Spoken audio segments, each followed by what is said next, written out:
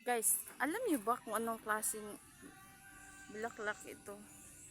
Mas mabango pa siya sa sampagita. Yan o yung bulaklak. Sobrang bango. Yan.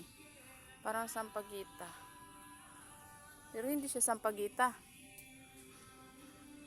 Yan o. Ang tawag dito sa amin, kamuning. Sobrang bango yung bulaklak. Tapos yung pagkatapos siya mamulaklak, ganito yung bunga niya. Ayan o. Pulang-pula. Yan.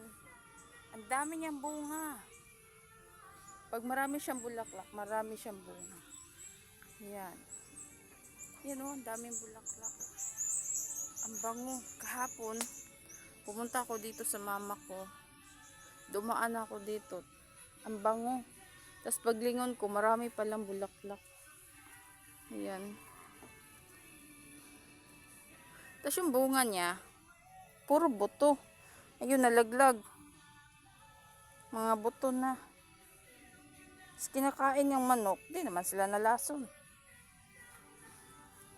Di ko alam kung anong tawag sa Tagalog nito na halaman. Binili ko ito dati, ang liit. Ganito lang kalaki yung sanga. 25 pesos. Pero buhay na. Ganito kalaki na sanga. 25 pesos.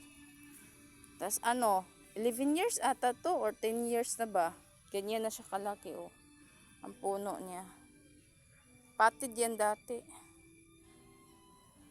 Tapos pinutulan ko na nung naglipat ako ng mga orchids dito. Pinutol ko yung ibang sanga dito. Hanggang sa dulo.